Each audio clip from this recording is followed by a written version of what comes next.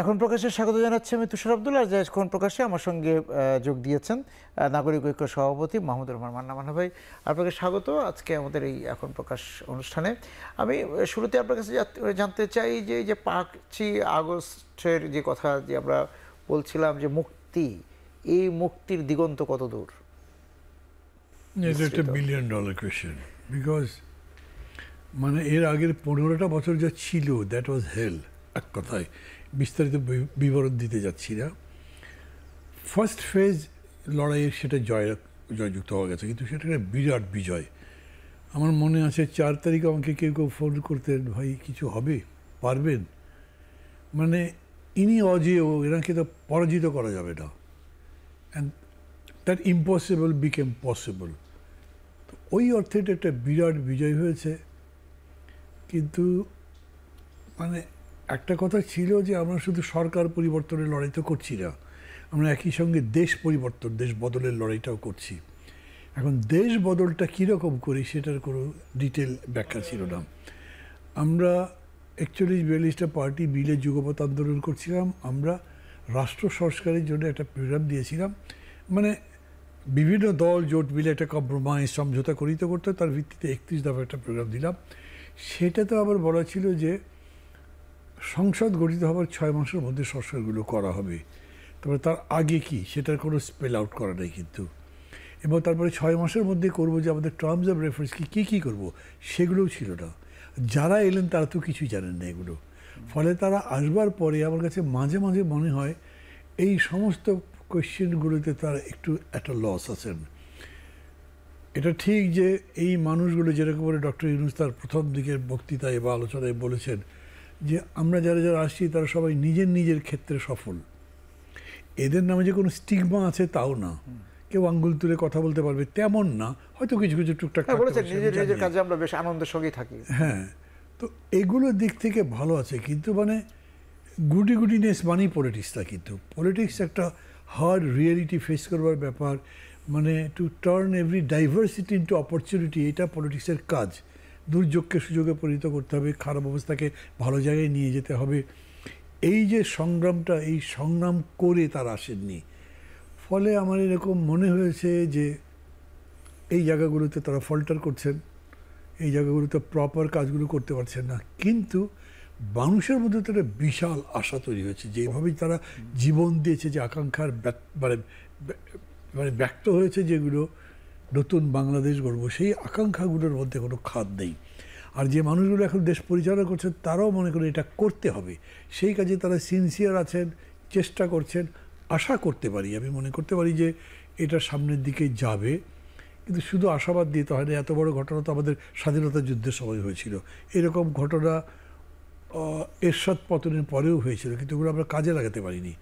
এখনও যেটা আছে এই পর্যন্ত আমি বলবো সো ফার সো গুড। মানে কাজে লাগাতে পারিনি, তার মানে আমাদের শেখা হয়েছে যে আমরা 71-এর পর বা 90-এর পর যেটা হয়নি, এখন একটা সুযোগ আছে আগের যে ভুলগুলো ছিল সেটা শুধরে নেবার।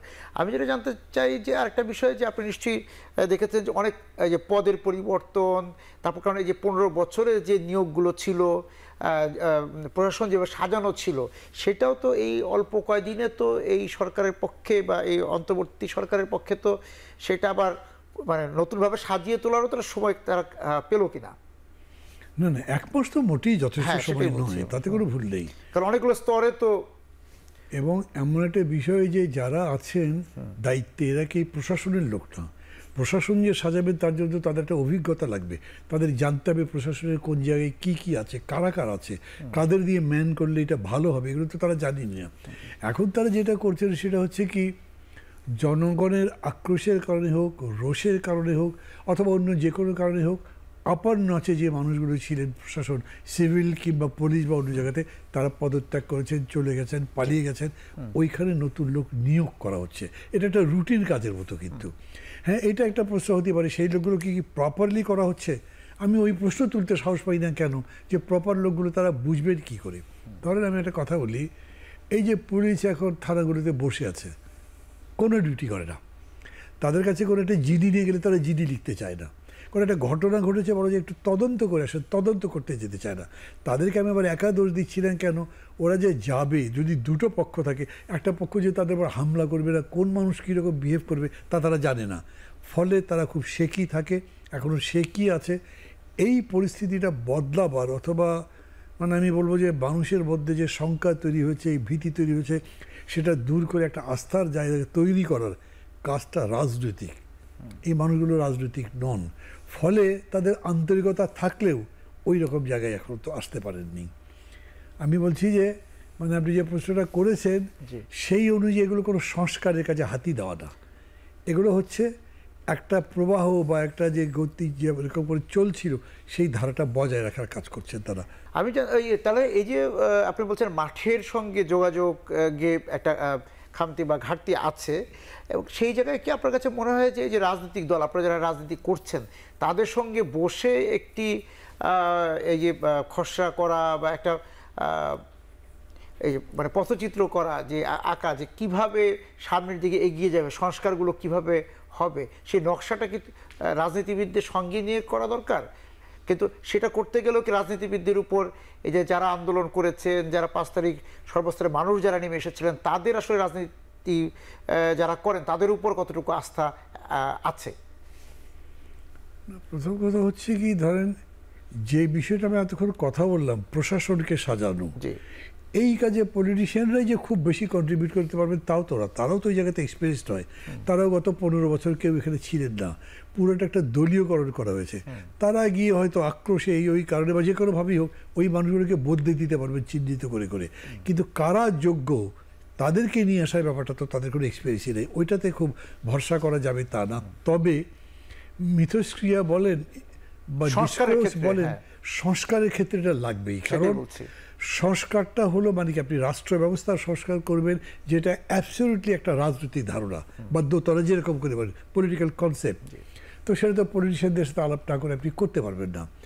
এখন এই পুলিশ আইজি নাই তো একটা নতুন আইজি দিলেন বা যে পোস্টের আইজি নতুন দিলেন, কিন্তু আপনাকে জনবান্ধব পুলিশ গড়ে তুলতে হবে, সেইটা হলো সংস্কার। ঠিক একইভাবে আপনি যদি একটা প্রশাসনের সংস্কার করেন, সেটাও জনবান্ধব প্রশাসন গড়ে তুলতে হবে, সেইটা একটা এগুলোর জন্য রাজনীতিবিদদের সাথে আলাপ করা দরকার। আর আরেকটা বিষয় হচ্ছে, যেহেতু এটা একটা অন্তর্বর্তী সরকার, ওনারা সংস্কার করবেন মানে কি, সংস্কার তো যে কন্টিনিউয়াস প্রসেস, যতদিন দেশ আছে রাষ্ট্র আছে প্রতিনিয়তই সংস্কার করতে হবে, এটা কোনো জায়গায় তো বন্ধ করে দেন এখন আমাদের প্রশাসন কি বলে সংস্কার কমপ্লিট হয়ে গেছে আমরা নির্বাচনে যাব, তা তো করতে পারবেন না। তাহলে এই সরকারের টার্মস অফ রেফারেন্সে আছে একটা সুষ্ঠু নির্বাচন করে যেতে হবে। এই সময়ের মধ্যে তার সামনে যে সমস্ত সমস্যা আসবে মানে সমাধান করবার জন্য, যদিও ধরেন একটা নির্বাচনী পরিবেশ করবার জন্যে শুধুমাত্র আপনার ইলেকশন কমিশন চেঞ্জ করে দিন, ইলেকশন কমিশন মানে 6 জন 5 জন কমিশনার চেঞ্জ করে তোরা, ওইটাও কিন্তু ফুল অ্যাডমিনিস্ট্রেশনের ব্যাপার, বিকজ লোয়েস্ট মাঠ সাজাতে হবে, যে জন্য লেভেল প্লেইং ফিল্ডের কথা বলা হয়, তো সেটা তো লম্বা কাজ। একইভাবে মনে করেন পুলিশকেও সাজাবেন, সিভিল অ্যাডমিনিস্ট্রেশনকে সাজাবেন, সেটাও একটা কাজ। আরও কতগুলো কাজ আছে, সেটা হচ্ছে লকেও আপনার সেটেল করতে হবে। তারপরে আপনার আছে কালো টাকার যে দৌরাত্ম এখন হবে, যেরকম করে কালো টাকা তৈরি হয়েছে সেটাকেও আপনার একটা কন্ট্রোল করতে হবে। আর অ্যাবাভ অল যারা সংস্কারের কথা বলছেন, মানে ধরেন বাংলাদেশের বড় দল জাতীয়তাবাদী দল, তারা গিয়ে প্রধান উপদেষ্টাকে বলেছেন যে আপনি কি কি সংস্কার করতে চান সেটা বলেন। এইটা কিন্তু পলিটিক্যাল পার্টিগুলোর বলবার কথা, যে আমরা একটা গ্রহণযোগ্য নির্বাচনের জন্য এরকম সংস্কার চাই, এইরকম একটা সমতল মাঠ চাই, এইটা আপনি কতদিনে করতে পারবেন, কী করবেন সেটা বলেন। তারা তাকে বলেছে কি সংস্কার করবেন। তো উনি একজন ইকোনমিস্ট, ওনার মধ্যে মনে হবে যে আমাকে অর্থনীতির এই সংস্কার করতে হবে, মানে উনি এরকম বলেছেন তা বলছি না, কিন্তু তার বক্তৃতার মধ্যে খেয়াল করবেন পলিটিক্যাল সংস্কারের কথা নাই। এমনকি ছাত্ররা যে বক্তৃতা করলো গত ওই যে কি বলে এই শহীদ মার্চ, ওটার মধ্যেও তারা যেটা বলছেন তাতে কিন্তু পলিটিক্যাল ইয়ে নেই। তারা বলছেন বৈষম্যহীন একটা সমাজ করবো, which is the biggest top. মানে বৈষম্যহীন সমাজ মানে কী, এটাতে কত কথাবার্তা হতে পারে। তাদের আকাঙ্ক্ষার বিষয়টাকে আমি সম্মান করছি, সেই আকাঙ্ক্ষা অনুযায়ী তাকে সেই জায়গায় নিয়ে যাবেন, তাহলে ওইটা আপনাকে ঠিক করতে হবে যে কদ্দূর পদ্য নেব। এর পাশাপাশি একটা জিনিস আছে, তা হচ্ছে যে খুবই জোর দাবি এই রকম করে বারে বারে যাতে স্বৈরাচার ফ্যাসিবাদ ফিরে না আসে। আমি এই জায়গাটাই মান্না ভাই একটা বিরতিতে যাবো, ফিরে এসে বলতে চাই আপনি রাজনৈতিক তাত্ত্বিক বিষয়গুলো তত্ত্বগুলো অনেক জানেন, ভালো জানেন। সেই জায়গায় বলে যে মুক্তি আসার পর কিন্তু মানুষ আবার আরেকটি শৃঙ্খলের বেরি তার পায়ে পড়ে যায়।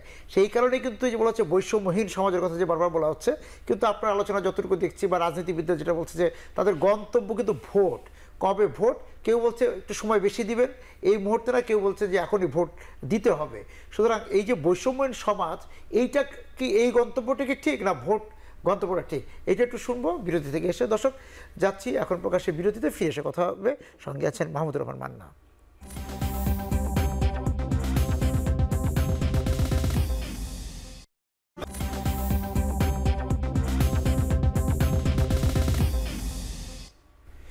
ফিরে এলাম এখন প্রকাশে। মান্না ভাই, ওই যে বৈষম্যর যে কথাটা বলাচ্ছে যে বৈষম্যহীন সমাজ, এটা কিন্তু যদি আপনি এই 90 থেকে দেখেন তখন থেকে কিন্তু চাওয়াটা ছিল, কিন্তু বারবার এই যে 4 দলীয় যে রূপরেখা, নানা রকম যে প্রতিশ্রুতিগুলো, সেগুলো কিন্তু আর রাজনীতিবিদরা সংসদে যাওয়ার পর আর সেই রাজপথের কথা মনে রাখে না, জনগণের কথা মনে রাখে না।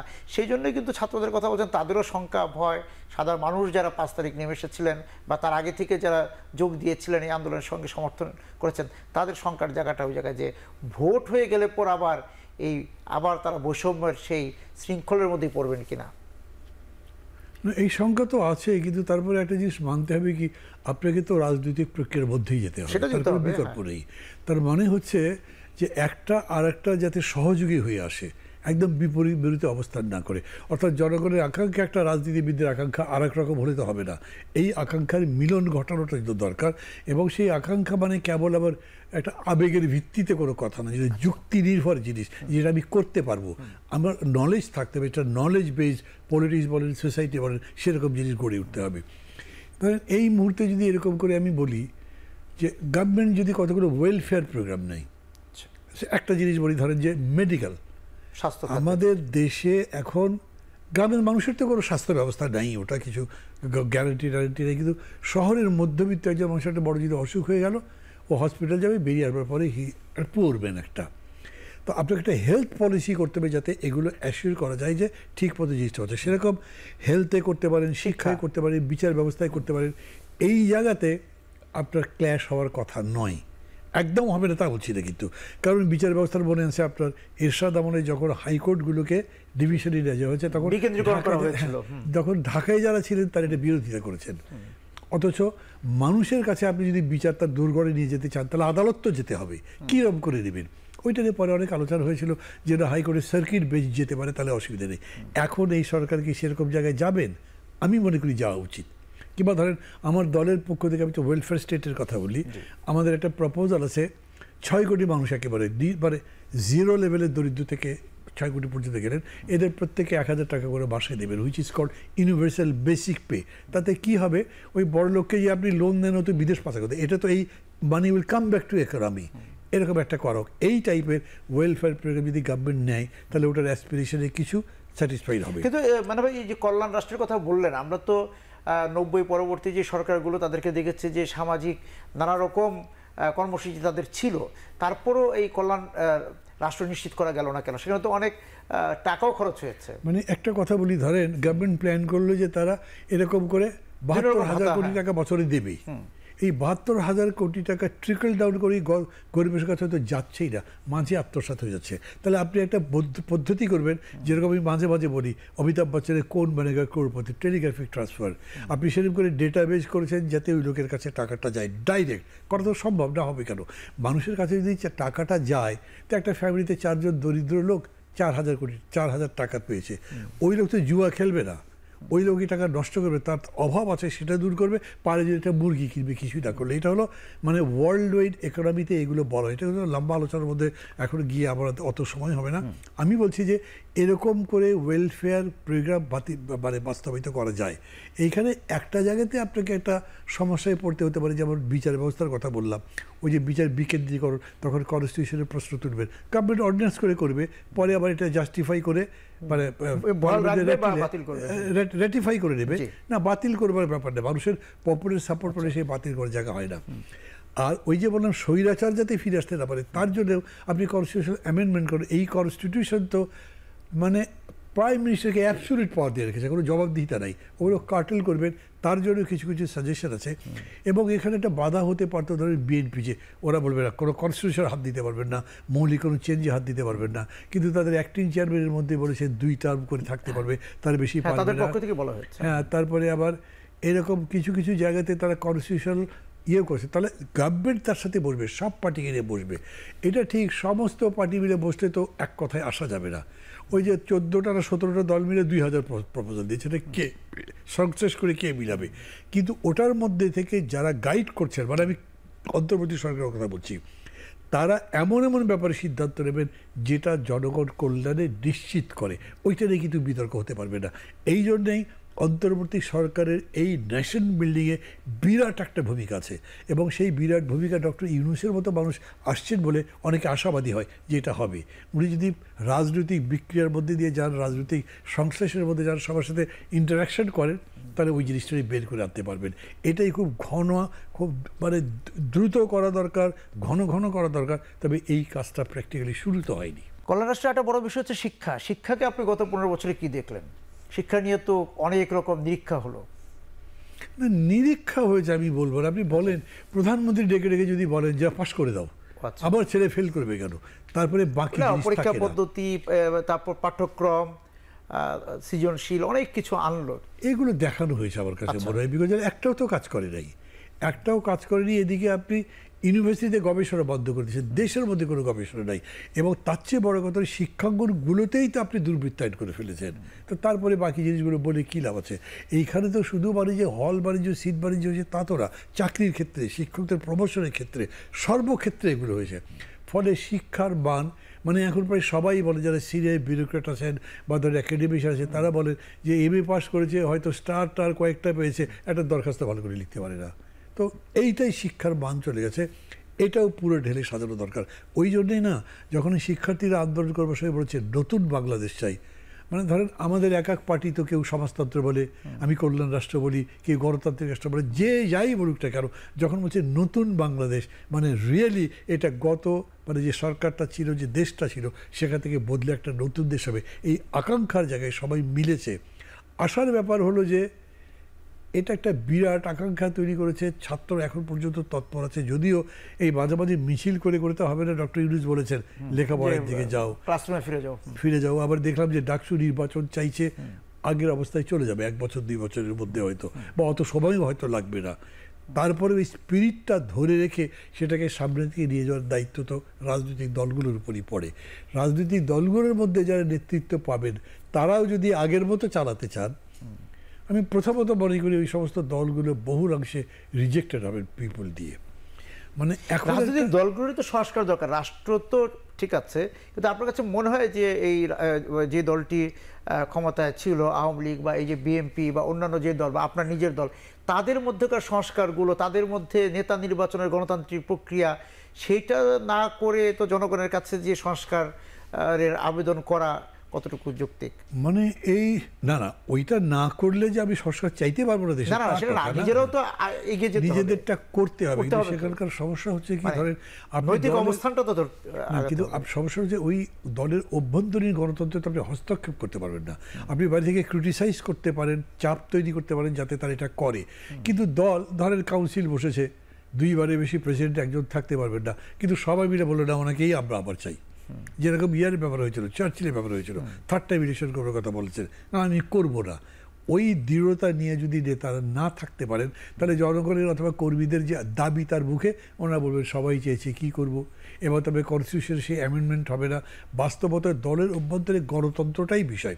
সংস্কার মানে কি, দলের অভ্যন্তরে গণতান্ত্রিক পদ্ধতি চালু করা, সেইটা যদি চালু করতে না পারে তাহলে তো এই সমস্যা থাকতেই পারে। আপনি এই যে ছাত্র সংসদ নিয়ে বলছিলেন যে ছাত্র সংসদ দীর্ঘদিন যাবৎ বন্ধ, যদিও ডাকসু নির্বাচন, যে বাকি যে কলেজ পর্যায়ে অন্যান্য বিশ্ববিদ্যালয়ে বন্ধ, সেই জায়গাতে তো একটা এই যে মানে আমরা বলছি যে বৈষম্য বিরোধী ছাত্র আন্দোলনে আমরা সেটার হয়তো বা ওইভাবে দেখিনি যে তারা তৈরি হয়েছে, রাজপথে এসেছে, তাদের বক্তব্য সব কিছু মিলে, কিন্তু রাজনৈতিক অনুশীলনটা তো বন্ধ ছিল, এবং নেতা নির্ভর রাজনীতিতে আমরা এসে পড়েছিলাম। মানে এইখানে একটা জিনিস বলি, এটা খুব লক্ষ্য করবার বিষয়। বিশেষ করে যে দেখেন, আমি মাঝে মাঝে দেয়ালের মধ্যে লিখে দিই জেন জি, জেন জেড, মানে আফ্রিকাতে যে আন্দোলনগুলো হয়েছে, মোস্ট অফ দি কেসেস ওইটা মিডল ইস্টে এবং এইবার বাংলাদেশেও যেটা হলো, কোনো সংগঠন নেই, কোনো নেতৃত্ব নেই, একদম স্বতঃস্ফূর্ততার উপরে মানুষের চেতনা বিক্ষুব্ধ হতে হতে এমন জায়গায় এসছে যে তারা সব ভেঙে নতুন কিছু গঠন করবার চেষ্টা করে। আমাদের যে ট্র্যাডিশনাল ধারণা ছিল, ধরেন আমি আমার নিজের কথা বলি, সংগঠন করতে হবে, নাহলে আন্দোলন করবে কেমনে, আন্দোলন যদি না করো তাহলে সংগঠন হবে কীভাবে? কিন্তু এগুলো কিছুই করেনি। এখন যারা করলো এদের কি সংগঠন, কি আন্দোলন? হ্যাঁ, তো এইটা একটা স্বতঃস্ফূর্ত চেতনার মধ্যে দিয়ে হয়ে যেতে পারে না যে তা কিন্তু না। আমাদের অনেকগুলো কনসেপ্টই এখন সম্ভবত আগের জায়গায় নাই। এই আন্দোলন 52-র মডেলও ফলো করে নাই, 69-এর মডেলও ফলো করেনি, 90 ফলো করেনি। হ্যাঁ, কিছু ফলো করেনি, একদম নতুন। এরকম হতেই পারে যে নতুন আরও আইডিয়া আসতে থাকবে। আমি এই জিনিসটা আমি অবশ্য রাজনৈতিক দলগুলোর কাছে বিশেষ করে আবেদন করি, এখান থেকেও করছি, যে এইটা বোঝেন, এই যে জেন জি বা জেড যাই বলেন বা ওয়াই এক্সও এগুলো আছে, ওদের ওইখানে তো প্রত্যেকটা জেনারেশন তারা স্টাডি করে যে কোন জেনারেশনের মধ্যে কি চিন্তা আসছে, সেটাকে আপনি কিভাবে একসাথ করবেন এবং কিভাবে সেটাকে ভবিষ্যতে। সেক্ষেত্রে ছাত্র সংসদ যদি দেওয়া হয় তাহলে কি আবার আগের প্রক্রিয়া চলে যাবে না? এই যে নতুন যে ফর্মুলা আমাদের কাছে আসলো, আমার কাছে মনে হয় যে ট্রেন্ডটা তৈরি হলো এই ট্রেন্ডে চলবে। সেটা কেন বলছি জানেন?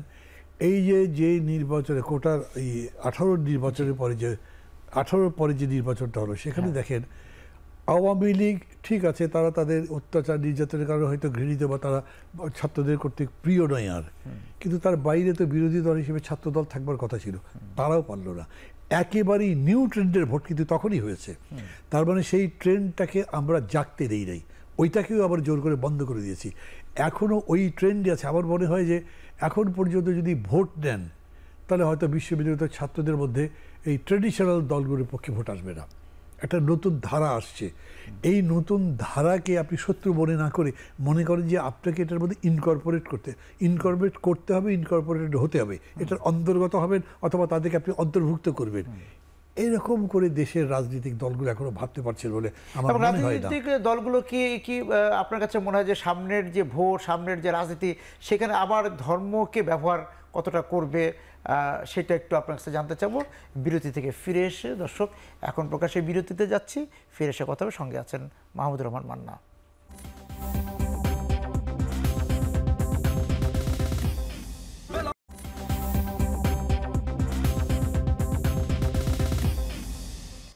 ফিরে এলাম। এখন প্রকাশে রাজনীতিতে ধর্মের ব্যবহার, আমি শুধু ইসলামের কথা বলবো না, সংখ্যালঘু এগুলো ব্যবহার করা হচ্ছে, প্রত্যেকের মতো করে ভোটের ক্ষেত্রে যে এগুলো ব্যবহার করছেন বা করেছেন, আগামী রাজনীতিতে এটা কতটুকু জ্বালান হিসেবে কাজ করবে? আপনি বিষয়টা একদিকে ফোকাস করছেন, কিন্তু আমি মনে করি ফোকাসটা টোটালিটিতে থাকা উচিত। কীরকম? এই যে আওয়ামী লীগ চলে গেল, তারপরে কোনো আর একটা দল মনে করছে ওইটা তো আমি পাবো, এবং দখলদারিত্ব চলছে। পত্রিকায় নিউজ আসছে যে নিজেদের মধ্যে ভাগ বটরে একই দলের মধ্যে খুনাখুনি পর্যন্ত হয়ে গেছে। তার মানে চেঞ্জ তো হয়নি। কেন্দ্রীয় নেতৃত্বের দিক থেকে আমি খুব অভাব দেখছি। তারা নিয়মিত বলছেন এগুলো তারা চান না, এদেরকে দল থেকে বহিষ্কার করা হবে, চাঁদা চাইলে পুলিশের কাছে ধরিয়ে দেন, কিন্তু ইফেক্ট হচ্ছে না। আপনারা জানা ছিল আমি জানি না, আমার মনে আছে 69 আন্দোলনের সময় তোফাল আহমেদ পল্টন বাজারে বক্তৃতা করবার সময় বলেছিলেন, এখন যেটা আমরা এই কি বলে বৈষম্য বিরোধী ছাত্রদের নেতাদের মধ্যে দেখছি, তখন তো ইকবাল হলের 4 নেতা বা তোফাল আহমেদ যা বলতেন দেশ তাই চলতো। উনি বলেছিলেন অনেকেই আমাদের চাঁদা চাচ্ছে, এগুলো বন্ধ করে, চাঁদা চাইতে গেলে দেবেন না, আমাদের কাছে ধরিয়ে দেন। তো এখন ওরাও বলছেন, যারা এখন আছেন তাদেরটা কাজ হচ্ছে না, তারা নিশ্চয়ই বোঝা দরকার যে তাদের মনিটরিং করা উচিত তাদের নিচের লেভেলে, যাতে এটা বন্ধ হয়। তাদেরকে একটা পলিটিক্যাল এডুকেশন দেওয়া দরকার। এখন পর্যন্ত আমাদের দলের রিক্রুটমেন্ট কি, ওর টাকা আছে, ভোটেও ভালো করতে পারবে, ওর মাসল আছে, ওর সামনে কেউ দাঁড়াতে পারবে না, ওর কিন্তু প্রভাব আছে, এই অঞ্চল তাকে সমর্থন করে, আঞ্চলিকতা, ম্যাক্সিমাম নেগেটিভ ফ্যাক্টরগুলোকে রাজনৈতিক দলগুলো প্রশ্রয় দিচ্ছে এবং তার ভিত্তিতে গড়ে ওঠার চেষ্টা করছে। ফলে এই অভ্যুত্থান তাদের মধ্যে যে খুব বেশি পরিবর্তন এনেছে, আমি সরি, সবার প্রতি সম্মান রেখে আমি বলছি, আমার কাছে মনে হচ্ছে, আমি দেখছি জেনারেশন ওয়াইজ যে পরিবর্তনটা হচ্ছে সেটা আমাদের অনেকখানি গুণগত পরিবর্তন করে ফেলেছে। গুণগত বলতে বার্তাগত বলছি আমি, দুটো মিলেই পরিবর্তনটা এরকম জায়গায় ওই যে নেতৃত্ব ছাড়া, সংগঠন ছাড়া হচ্ছে এবং তাদের এত বড় ত্যাগের মানসিকতা হচ্ছে, তারা নতুন করে দেশ গড়তে চাইছে, বাকি রাজনৈতিক দলগুলোর মধ্যে একই চেতনা হচ্ছে ওই রকম করে, তা আমি দেখছি না। তারা যে ঠিক এই ট্রেন্ড, এই শিক্ষার্থীদের মধ্যে যে জাগরণ, জনগণের মধ্যে সে জাগরণ, এটাকে আত্মস্থ করতে পেরেছেন, এইটা আমি দেখছি না। I am sorry to say যে এইটা যদি শিক্ষার্থীরা যেভাবে আন্দোলনটাকে এই জায়গায় বিজয়ের দিকে নিয়ে আসলেন, যে চেতনা থেকে, যে বিশ্বাস থেকে, যে স্বপ্ন থেকে, সেই জায়গাতে তারা আসতে পারছে না, দেখছি না। তারা আগের মতো করে ক্ষমতা যেতে চাচ্ছে। পুরোটা আমি তা বলছি না, কিছুই আসেনি তা না। যেমন ধরেন যে আমি যদি বিএনপির কথা বলি, প্রথম তার বলেছে 3 মাসের মধ্যে ভোট দিতে হবে, রক্তের দাগ শুকায়নি, কত ক্রিটিসাইজ হয়েছে না। 24 ঘন্টা 48 ঘন্টার মধ্যে তারা বলেছে না 6 মাস দেওয়া যাবে, তার 48 ঘন্টার মধ্যে তারা আবার বুঝেছে যারা এটাও মানুষ অ্যাকসেপ্ট করছে না, তখন বলছে যৌক্তিক সময় দেবো। আমি মানে একটা কম্পারিজন করতেই আমাকে, আওয়ামী লীগ হলে এত রিজনেবল বিহেভ করতো, আগে করতে দেখি নাই, এরা অতখানি রিজনেবল বিহেভ করছে। কিন্তু এইটুকুই যথেষ্ট নয়, মানে জন আকাঙ্ক্ষাকে বাস্তবে রূপ দেওয়ার জন্য তাদের আরও যেখানে যাওয়া দরকার, এবং তার চেয়ে বড় কথা আন্দোলনের স্পিরিট, এটার আকাঙ্ক্ষাকে আন্তরিকভাবে ধরবার এবং ট্রান্সলেট করবার ইন্টু রিয়েলিটি, যে কাজটা করার দরকার, সেই জায়গাতে আমি, এবং যে কারণে ভোটের মুদ্রা, মানে ভোটের মুদ্রা হিসেবে যে ব্যবহার, সেই ব্যবহারগুলো আগের মতোই তারা করবে বলে আপনার মনে হয়? সেই জন্য আপনি যে প্রশ্ন করেছেন, ওই ধর্মের ব্যবহার হতে পারে, আঞ্চলিকতা, আগের এই ট্রেন্ডগুলো আবার কাজ করতে পারে। কিন্তু আমি মনে করি একটা বিরাট পরিবর্তন হয়েছে, ফল এরকম দাঁড়াবে যে অনেক বড় দল মার্জিনালাইজড হয়ে যেতে পারে।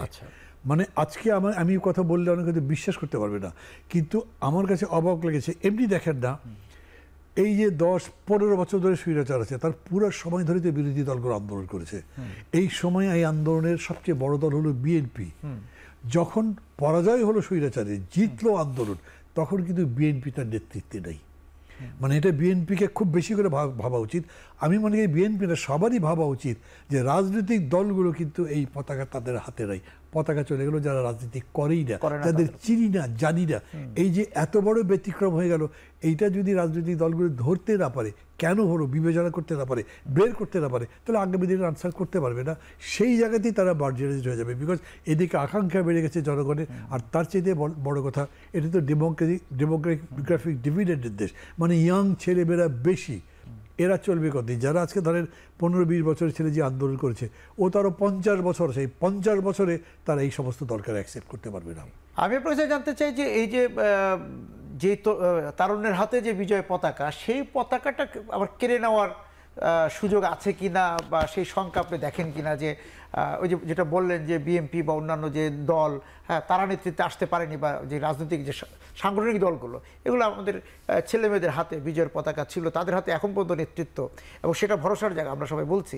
তো সেই জায়গা থেকে ওই পতাকা আবার তাদের হাতে চলে যাওয়ার সম্ভাবনা আছে কিনা? এখানে একটু কোয়ালিফিকেশন করতে হবে। পতাকা গেছে কি বিজয়ের পতাকা, বিজয়ের পতাকা গিয়েছে, কিন্তু শাসনের পতাকা তাদের কাছে যায়নি। হ্যাঁ, যাদের কাছে গেছে তারা ঠিক ওই আন্দোলনের ওই অর্থে অংশ ছিলেন না, ছিলেন থিওরিটিক্যালি ছিলেন, আত্মিকভাবে ছিলেন, অনেকে বিজেপি ছিল করেছেন, গেছেন, কিন্তু ওরা যেভাবে করেছে, বিরোধী দল যেরকম করেছে, তারা সেরকম করে করেনি। ফলে এরা যদি ভুল করে, তাহলে সেটার আসর ওদের উপরে পড়বে, সামগ্রিক আন্দোলনের উপরে পড়বে। এই জন্য এটা না এরকম করে বলা যায় না যে এক্স্যাক্টলি কী হবে। আমরা যারা রাজনীতি করি, আমি মনে করি আমি সবসময় আশার কথা বলতে হবে, আমাকে মানুষকে আলোর পথ দেখাতে হবে।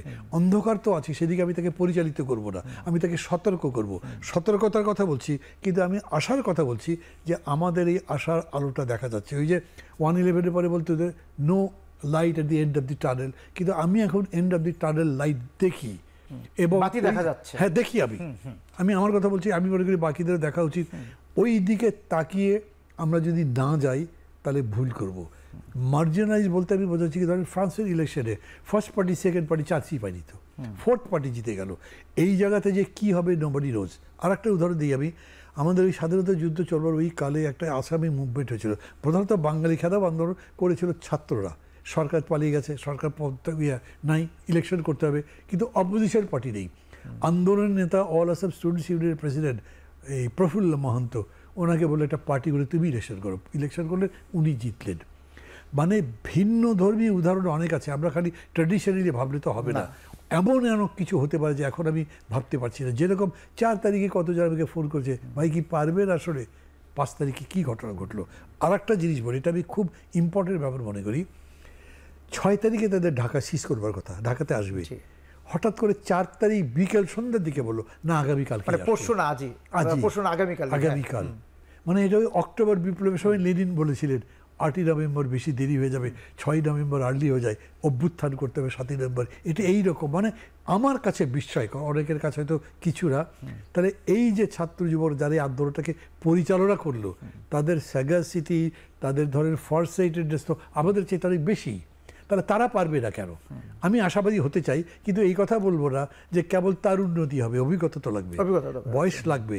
সেটার সাথে কম্বিনেশন যদি হয়, তো ডক্টর ইউনূস 84-85 বছর বয়স, যদি উনি 3 বছর থাকেন ক্ষমতায়, কথার কথা 3 বছরে he can break many differences, সম্ভব এটা।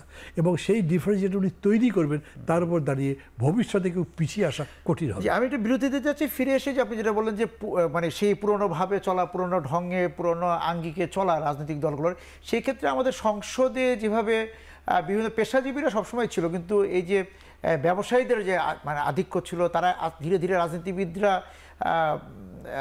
সংখ্যালঘু পর্যায়ে চলে গিয়েছিলেন। সেইটা ভবিষ্যৎটা কি আমাদের, এবং তাই তো বৈষম্য তৈরি করেছিল আমাদের রাজনীতিতে। এই বিষয়ে আপনার কথা শুনতে চাবো বিরতি থেকে ফিরে এসে। দর্শক, বিরতিতে যাচ্ছি, ফিরে এসে কথা হবে, সঙ্গে আছেন মাহমুদুর রহমান মান্না।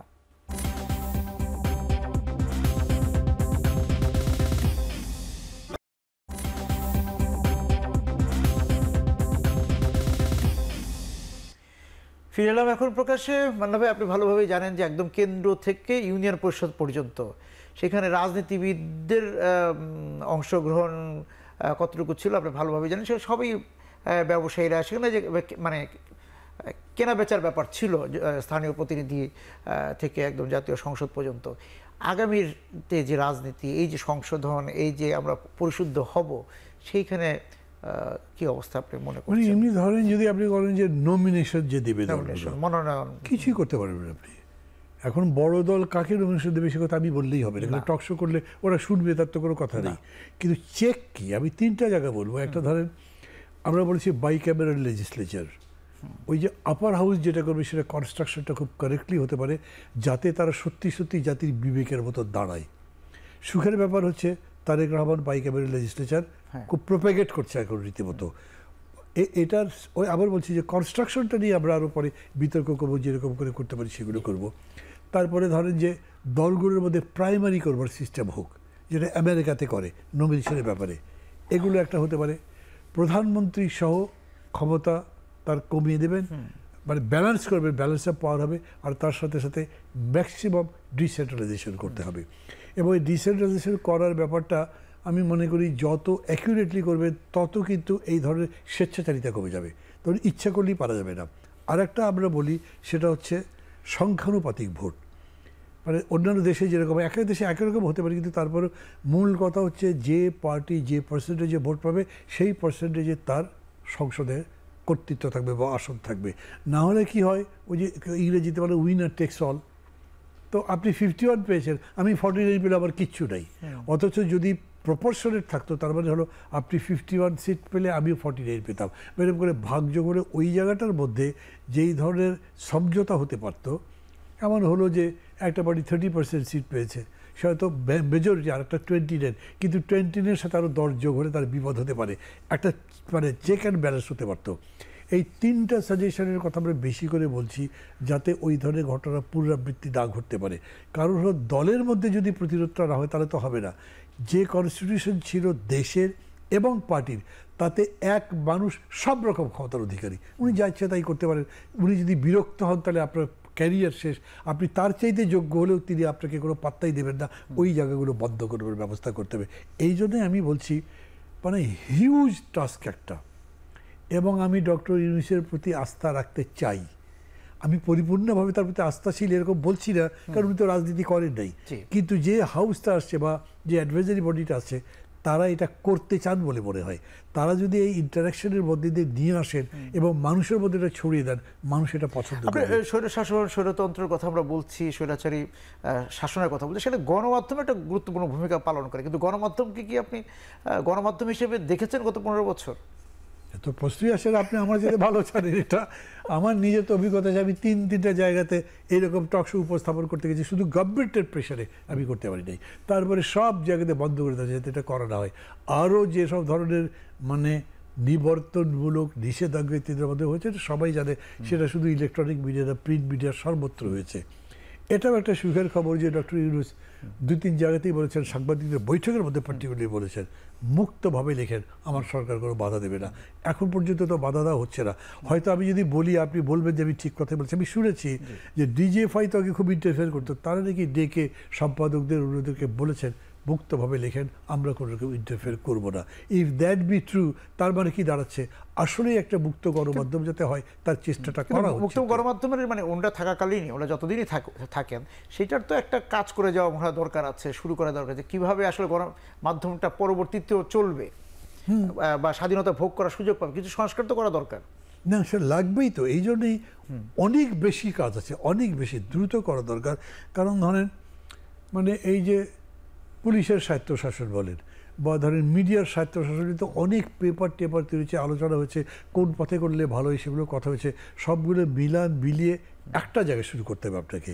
আমি যেখানে ছিলাম তার চাইতে বেটার একটা জায়গা, এবং বলবো আরও বেটার হতে পারি, প্রক্রিয়াটা চলতে থাকবে, এরকম করেই তো হবে, নাহলে একবারে তো সব মানে অনেকগুলো ফাইল খুলে ফেললে কি এবারে কাজগুলো শেষ করা যাবে বা আগাবে, আপনার কি মনে হয়? না, এইটা যারা করবেন তারা বুঝবেন। অনেক নথি খুলে ফেললাম না, যেমন আমি আবার নথি পড়বার পক্ষে আছি। পক্ষে কেন, আমি দুটো একটা রিপোর্ট যেগুলো পড়েছি, অ্যাডমিনিস্ট্রেশনের চেঞ্জ বা মিডিয়ার বা ধরেন এই যে সংস্কারের নথির কথা বলছি, হ্যাঁ, যে অনেক সংস্কারের নথি খুললাম কিন্তু কাজ আর মানে এগিয়ে রাখতে পারলাম না। ওই রকম কেন হবে? সংস্কারের নথি মানে তো চোথা না। হ্যাঁ, আপনি এটা জীবন থেকে নেবেন, বাস্তব থেকে নেবেন, সেটা তো বোঝা যায় কি কি হয়। মানে যেমন ধরেন আপনি যদি, আপনাকে আমি বলি, আপনি একটা প্রপোজাল দেন তো কী করলে আসলে টিভিটা ইন্ডিপেন্ডেন্টলি চলতে পারে। আপনি যত ভালো বলতে পারবেন, ইউনিভার্সিটির টিচার যার সাথে এগুলো কানেকশন তিনি তার বলতে পারবেন না। ওই জায়গাগুলো আমি বলছি, এবং সেই অর্থে বলছি যে এইরকম বেশ কিছু রিপোর্ট টিপোর্ট তো হয়েছে, পড়লে হয়তো বুঝতে পারবো যে কোনটা হলে ভালো। এরকম 5 জন লোক মিলে করলে, একটা কমিটি করে দিচ্ছে বিভিন্ন জায়গাতে, তারা সেখানে ওয়ার্ক করে সাজেশন দিল। আমি বলছি 100% ওকে এখন আমি আশাই করতে পারি না, কিন্তু এখন যা আছে তার চাইতে বেটার হতে পারে। একটা পথ তো দেখাবার সুযোগ আছে তার। শুরু করলাম জিনিসটা, এই সরকার শেষ করতে পারবে না, কোনো সরকারই শেষ করবে না, কখন এটা শেষ হবে না, চলতেই থাকবে, ধারাবাহিকতা থাকবে। ওই জিনিসটা করা, এবং এইটা একটা সংস্কার, রেওয়াজটা, যে কেউ শুরু করেছিল আমি এটা বন্ধ করব না। হ্যাঁ, সেই তো, সেই চর্চাটাও তো দরকার আছে। হ্যাঁ, দরকার, মানে ওটা ছাড়া তো হবে না। ওইটা ওই মাঝপথে বন্ধ করলেই হয় কি, মানুষের মন ভেঙে যায়, প্রক্রিয়া নষ্ট হয়ে যায়, আবার নতুন করে শুরু করার তাগিদ থাকে না, অনেকগুলো বছর আমরা পিছিয়ে যাই। কিন্তু চলতে যদি থাকে তাহলে তো চলছি, আগেই যাচ্ছি, কোনো সময় নষ্ট করছি না, বরঞ্চ আগামী যে সময় সেটার জন্য প্রিপেয়ার হচ্ছি। এই অর্থে এটা করতে। আপনার নাগরিক ঐক্যর কথায় আসি, আপনার নাগরিক ঐক্য এই সময় কি রাজনীতি করবেন, বা আপনার নাগরিক ঐক্য এই সরকারের সঙ্গে বা সামনের যে ভোটের যে প্রক্রিয়া, রাজনৈতিক প্রক্রিয়ার মধ্যে নাগরিক ঐক্য ভূমিকা কি থাকবে? আমি এতক্ষণ ধরে যে কথাগুলো বললাম না, এগুলো আবার দলেরই কথা, আমরা তো প্রায় কথাবার্তা বলছি। মানে এরকম না যে আমি সহ অন্য পার্টিগুলো পরিপূর্ণ বিষয়টা বুঝে কোনো একটা ন্যারেটিভ তৈরি করতে পেরেছে, আমি এখন দেখছি না। কিন্তু আমি নিজেরটা আমি বলতে পারি, আমার নিজের পক্ষে, আমি যেহেতু পার্টির প্রেসিডেন্ট, আমি পার্টির কথা বলতে পারি, যেগুলো আমরা চর্চা করছি এবং এটা মনে করি। ধরেন আজকে এই যে 2 জন সেক্রেটারিকে রং জায়গায় রাখা হয়েছে, এইটার আমি একটা হইচই করতে পারি, কিন্তু তার চাইতে আমি মনে করছি যে আসলে এই সচিবালয় চলবার জন্য সবচাইতে ভালো পদ্ধতি কি হতে পারে, এটা যদি বলতে পারি সেটা বেটার। সেরকম করে আমি বলছি যে মানে সংস্কার মানে সেটা একটা গুণগত রূপান্তর করতে হবে, নজরটা আবার ওইখানেই দিতে হবে। আপনি যে 17 কোটি মানুষকে বলেন যে তুমি এই গুণগত মানের চর্চা করো, তাহলে তার দেশই চলবে না। ওইটার জন্য যে স্পেশালাইজেশন দরকার, যে গ্রেডেশন দরকার, সেরকম জায়গায় নিয়ে এটাকে চর্চা করতে হবে। এই ব্যাপারে প্রত্যেকটা দলকে অ্যাগ্রি করতে হবে। অনেকে বলবেন যদি অ্যাগ্রি না করে, আমি আবার বলছি একটা ভালো স্রোতের সামনে খারাপ জিনিস টেকে না। যদি ভালো স্রোতটা দৃঢ় থাকে, সেটা শুরুতে হয়তো অত মানে দ্রুতগতি সম্পন্ন নয়, বেগ নাই, কিন্তু তারপরে যখন চলতে শুরু করে তখন বাকিগুলো থাকে না। আমি উদাহরণ হিসেবে এটাই বলছি, ধরেন পুলিশের ব্যাপারেই ধরেন, এমন একটা কাঠামো তৈরি করলো, এমন একটা পদ্ধতি তৈরি করলো হুইচ ইজ রিয়েলি গুড। পুলিশও দেখলো ভালো, মানুষও দেখলো ভালো। একটা পার্টির স্বার্থের বিরুদ্ধে ওই পার্টি কিচ্ছু করতে পারবে না, ওই পার্টি যত বড় হোক। ঠিক একইভাবে অর্থনীতির ক্ষেত্রে সংস্কারে আমি যে কথা বলছি, দারিদ্র দূর করবেন, আপনি চাকরির ব্যবস্থা করবেন, তারপরে নতুন নতুন বিনিয়োগ হবে, এগুলো যদি পজিটিভ হয় তাহলে বিরোধিতা করে কেউ কিছু করতে পারবে না। কথা আছে না যে সত্যকে মিথ্যা দিয়ে রিপ্লেস করা যাবে না কখনোই। এটা majority minority rule of democracy, কিন্তু তার মধ্যে সত্য যেটা সেটা সত্যই, মেজরিটি সাপোর্ট না করলেও। লাইক ওই যে পৃথিবী সূর্যের চতুর্দিকে ঘুরে বলে যে কোপারনিকাসের ফাঁসি হয়েছিল, কিন্তু সেটাই সত্যি হয়েছে। এই জায়গাতেও অতখানি সাহস নেবার মতো থাকতে হবে, এবং সেটার জন্যই স্টেটসম্যান দরকার, সেটার জন্যই দেশ পরিচালনা করার জন্য নায়কের দরকার, মানে রাজনৈতিক নায়ক। আমি মনে করি দেশের মধ্যে সেক্ষেত্রে আপনি আপনার শিক্ষকের প্রতি এখনো আস্থাশীল যে আপনার শিক্ষকের নেতৃত্বে যেই সংস্কার কার্যক্রম, যে রূপান্তরটা হবে, সেখানে অনেকখানি এগিয়ে নেওয়া যাবে বা কাজটা শুরু হবে? আমি অনেক কিছু সম্ভব মনে করি, কিন্তু একটা জায়গায় মুশকিল হয়েছে কি, পলিটিক্স হলো সমাজের কর্ণধার, রাজনীতি বিবর্জিত যদি হয় তাহলে ওটা মুখ থুবড়ে পড়ে যাবে, এটা ভয় পাই। কিন্তু আমি এটা ওনাকে বলতে হয়তো সাহসও পাবো না, মানে টিচার বলে পলিটিক্যালি বলছি না, শিক্ষক সামনাসামনি। কিন্তু যখন দেখা হয়, কথা যদি বলি, তখন আমি এরকম বলতে স্যার এটা ভুল করছে, খুবই সম্পর্ক ভালো আছে আমাদের, তারপরেও ওই রকম করে নয়, উনি বুঝবেন আমি মনে করি, কারণ উনি খুব ইন্টেলিজেন্ট লোক, এতে আমার কোনো ভুল নেই। রাজনীতিকে যুক্ত করেই সংস্কারগুলো করতে হবে, রাজনীতি তাহলে উনি পারবেন, আমি মনে করি নিশ্চয়ই উনিও সেদিকে, বা ওনার যে পরিষদ আছে সেদিকেই বিষয়টিকে গুরুত্ব দেবে, রাজনীতিকে গুরুত্ব দিয়েই সংস্কারকে আমলে নিয়েই সংস্কার যেতে হবে। মানে আপনাকে অনেক ধন্যবাদ। আজকে আমাদের সঙ্গে একটা লাইন যোগ করি, শুধু এই বিবেচনা থেকে আমি এই সরকারকে সমর্থন করি, কিন্তু এই বিবেচনার বাইরে যদি যায় অ্যাজ আ পলিটিশিয়ান আমি তো করবো না। তখন ধন্যবাদ আমাদের সঙ্গে যুক্ত থাকার জন্য। দর্শক যারা ছিলেন আজকে আমাদের সঙ্গে এই আলোচনায়, আপনাদেরকে ধন্যবাদ জানিয়ে শেষ করছি আজকের এখন প্রকাশ। শুভরাত্রি।